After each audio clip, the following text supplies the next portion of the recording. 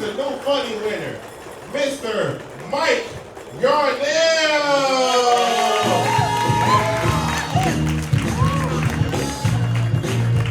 Ray Boy, everybody. Make some noise for Ray Boy. And you know what? How about the comics tonight?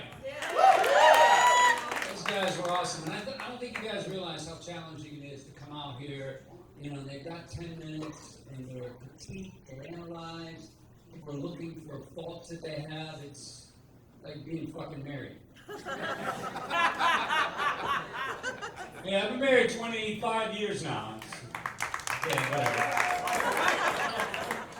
whatever. We've got 2 now adult daughters, and man, I would say, I don't know if anybody has any young kids here, but man, when your kids are young, it's so important to stay engaged with them, right? To be with them, to spend time with them, because when they get older, you're not going to want to. Not at all. I mean, they're a pain in the ass. Like, don't get me wrong, like the toddler years were fun because like you could just watch them fall and shit, and that was funny. But as soon as they got to like school, especially daughters, became such a pain in the ass. Even like when you're trying to go out to dinner with your wife, you gotta like pick the babysitter up, some teenage girl. You gotta like you go out, you can't drink too much because you gotta come home and you gotta drive them home, and they're all like, "That's not the way to my house, Mr. Yarnell." Why are you wearing a robe, Mr. Yarnell? But I'll tell you, they, my daughter, it's kind of our fault. I think we spoiled them a little bit.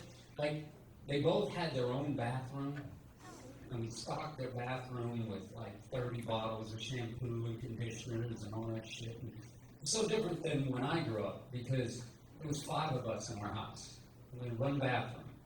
In the bathroom, we had 1 bar of soap and 1 bottle of shampoo, right? And we had the same order every single morning getting ready. So that means for 18 years, that bar of soap went directly from my dad's balls to my face. 18 years of dad's soaked up gonads all over, which is why I never had acne. But then they moved away to college. That was fucking awesome. I don't know, is there any empty nesters there? Any empty nesters in the house you guys haven't lived? That is the greatest goddamn thing that has ever happened. And I was trying, you know, because like I called their Uber to pick them up. They're going to college, not Iran. They're fine. And my daughters were getting a little pissed off that I didn't look sad, because you're supposed to be sad. So I'm in the corner, like, pulling out, like, nose hairs, trying to get some kind of tear up. And when the moment they moved out, I swear to you, the day they left, the second they walked out, our house was cleaner, it was nicer, it smelled better, and there was sex in every room in the house. And then your wife comes home and ruins it. She's like, "That's my favorite towel." Like, shut up. Jesus Christ, I'm like 60. How much of a towel can I really ruin at this point? I haven't cleared my thumb in 5 years. That hit home to somebody right over there. You just that smashed you right there, man. That a little close. You laughed loud. He was like, "Oh shit." But they now they're back from college. They don't live with us because I don't want them to. But they moved back, and they just come to our house and just take shit constantly. They're like looters that have our garage code. It's just my wife and I. We should not have to go to Costco for toilet paper, but for some unfucking known reason, every month we have to go back. And my one daughter is an environmentalist. That's the worst. So I come home and she's like, and I had thrown a bottle, ooh, I'm a killer, in the regular trash can. And she walks up to me and she goes, "What you're doing to this world, we're going to have to pay for. We're going to have to pay for what you're doing to this planet." I'm like, good, because so far you haven't paid for shit.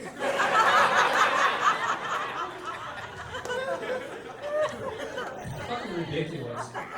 And they take shit. Like literally, she was walking out with a table. Like this table. And she's like, well, that'll be cuter at my apartment. I'm like, so would you. Why don't you fucking go there sometime? Goddamn ridiculous. And then, my one daughter has a new boyfriend. Kyle. Oh, no, I'm sorry, it's not Kyle. It's the way she says it. Kyle. That Kyle's coming over. Kyle and I are going out. Kyle has the funniest stories. Oh, and it's Kyle with a C. Dad, he spells it with a C. And I'm like, oh, obviously his parents are assholes too. So this fucking kid. She says the other day, she's like, you know, Dad, Kyle and I were talking, and we don't think you like him. Goddamn Mensa members. I hope they fucking breed. That's what I need a little goddamn grandson that eats crayons all day. Hey, Pat, this is orange. Fucking ridiculous. I don't know if you can tell. I came out really in a happy mood, but once I brought this little prick up, I just fucking go. I don't care if you laugh. This shit's for my soul right now. So fucking Kyle. I decide to be a nice guy. Jesus Christ. So I take this kid out, and we sit down, and I'm trying to be nice. And he's supposedly, according to my daughter, wants to impress me. And I go, Kyle, can I get you something to eat? And he says, I only eat farm to table. If I would have said that to my old man, he would have went foot to ass. So I'm trying to be cool about it, and I'm like, I don't know, why? And Kyle said, because I don't like chemicals in my system. Makes sense, right? He fucking vapes. He smoked something that was made in a bathtub in Wuhan, but he can't eat a carrot unless it's got some goddamn dirt on it. Fucking hate this kid. So then, I'm like, or the bartender, she goes, can I get you something to drink? And he goes, I'm trying to make sure there's no Kyles around me. He goes, what flavor of High Noons do you have? I'm like, why don't you just suck a dick right here at the bar? Just fucking get on that knob. Just go right ahead. I'll turn my back. You can suck cock with a C.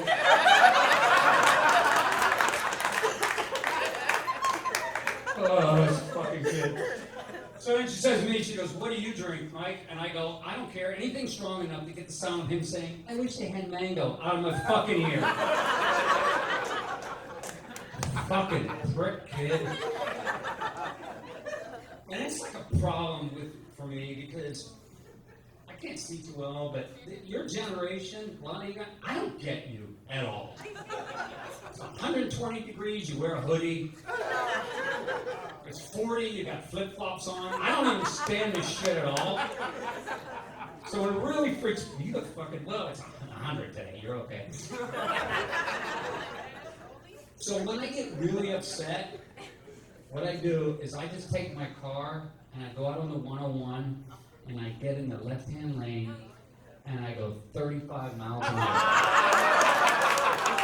Yeah, fuck you guys, yeah. It's goddamn payback time, motherfucker. Yeah, you, and I see you give me a finger, I'm turning my left-hand turn signal on. I don't give a shit.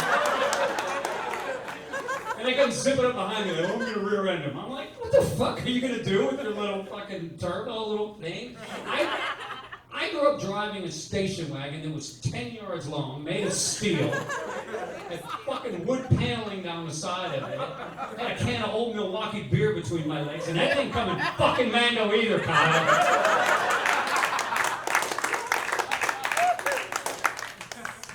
Jesus Christ. You know, but I think that's kind of the whole circle of life, right? Because every generation thinks the generation before them was assholes and the generation after them is douchebags.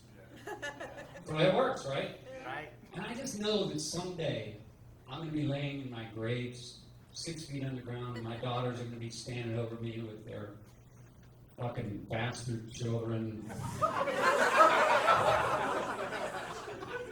Kyle Jr. and fucking Blakely or some dumbass. And they're gonna think about how fucking Blakely or Kyle Jr. let their emotional support lizard run through the kitchen. And how they completely lost their shit on those kids. And they're gonna look down at me and go, you know, the old man was an asshole, but he wasn't wrong. That's my time tonight.